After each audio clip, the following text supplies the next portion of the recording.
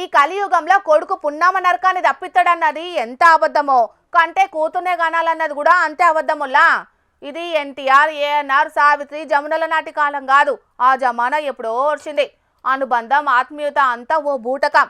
ఆత్మతృప్తికై మనుషులు ఆడుకునే నాటకం అని ఓ పాటలు చెప్పినట్లు నడుస్తున్నాయి ఈ కాలం రిలేషన్షిప్లో. కడుపున ఉట్టినోళ్ళైనా కట్టుకున్నోళ్ళైనా స్వార్థం రాజ్యమేలుతాంది. అందరూ అట్లుంటుందని కాదు. ఈ గావురాల బిడ్డే కథ నుండ్రో పారి. మంచి లేదు, మానవత్వం లేదు. ఏటు చూసినా ముంచే మనసులే, తలదించుకునే పనులే. రక్తం పంచుకొని ఊడితేంది, ఏలువట్టి 7 అడుగులు ఎత్తేంది. బంధాలు, అనుబంధాలు ముఖ్యమా? పైసలే ముఖ్యం.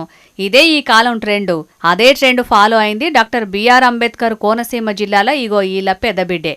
ఇంతకు ఏమైందంటే సకినేటిపల్లి మండలం ఉయ్యూరివారి మెరక ఊరట పల్లెపోతు వెంకట సుబ్బారావు, లక్ష్మి అనే గీ ఆలుమగల్ది. నాగపద్మ, సూర్యకుమారి, మహాలక్ష్మి, కనకదుర్గ అనే 3 ఆడి సంతానం ఉన్నారట ఈలకు. కూలినాలు బతుకులైన 3 ఆడిబిడ్డలకు ఉన్నంతలా ఘనంగా లగ్గం చేసి వెట్టిపోతులన్నీ ముట్ట చెప్పిరట. పెద్ద బిడ్డను, నడిపి బిడ్డను భీమవరం ఇచ్చిరట.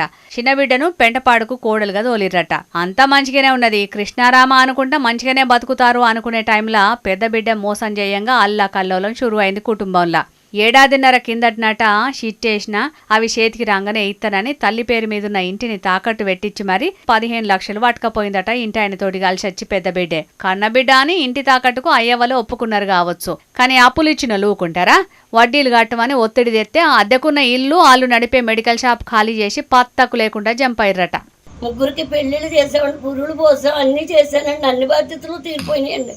తీరిపోయిన తర్వాత నాకు ఈ వ్యాధం పెట్టి వెళ్ళిపోయిందండి. ఆ పిల్ల ఇస్తాను 15 లక్షలు చీటి ఇడిపించేసి, చీటి వచ్చిన వెంటనే ఇస్తాను ఇడిపించేసి అని పట్టుకుపోయిందండి. ఇల్లు, ఇంటి దస్తావేజులు పట్టుకుపోయిందండి. ఆ ఇంటి దస్తావేజులు పట్టుకుపోయి ఇడిపించకుండా మొత్తం వాళ్ళు వెళ్ళిపోయారండి. ఊరు విడిచిపెట్టి వెళ్ళిపోయారండి. 2వ అమ్మాయి దగ్గర 10 లక్షలండి, 3వ అమ్మాయి దగ్గర 24 లక్షలండి. ఇంకా వాళ్ళు కూడా మాకు ఏది పరిష్కారం దొరకకపోతే చచ్చిపోతామంటున్నారండి. కన్న కొడుకుని ఇవ్వడండి మమ్మల్ని. సరే కొడుకులు లాంటి వాళ్ళు అల్లుళ్ళు కొడుకులు లేనందుకు అనుకునేదాన్నండి. కానీ ఇంత బాధ ఎత్తి వెళ్ళిపోద్దన్న అది కల్లో కూడా నేను అనుకోలేదండి. అయ్యో లచ్చవ్వా, తొలుసూరు ఆడివిల్ల ఉట్టంగా ఎంత సంబరపడ్డవోనే తల్లి. గీ వయసులో మిమ్మల్ని గింత గోస ఉచ్చుకోవట్టే పెద్ద బిడ్డ సల్లగుండా. నమ్మి ఆలీల దగ్గర అప్పడిగితే షెల్లెండ్లను కూడా ముంచిపాయే పాపం పాడువాడా.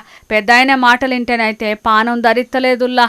వాళ్ళు ఎక్కడున్నావు వచ్చండి, మాకు ఈ బాధల నుంచి విముక్తి కలిగించి మా ఇల్లు మాకు నిలబెడితే చాలండి. మాకు ఇంకా ఆస్తులు ఏవద్దండి, మాకు ఆ ఇల్లు ఉంటే చాలండి అంతే. అయ్యో సుబ్బయ్య, నీ మాటలు వింటే మాకు కూడా అత్తందయ్యా ఏడుపు. అసలు ఇసొంటి అయ్యవాళ్ళని మోసం చేయాలని ఎట్లా అనిపించిందో ఆ పెద్ద బిడ్డకి. మరి నిజంగానే మోసం జరిగిందా లేకుంటే పెద్ద బిడ్డ కుటుంబం ఏదన్నా ఆపదల గిట్ట పడ్డదో తెలియదు గాని, భగవంతుడా ఏందయ్యా నీ లీలలు అనుకునుడు తప్పించి ఏం చెయ్యలేం పోన్రి.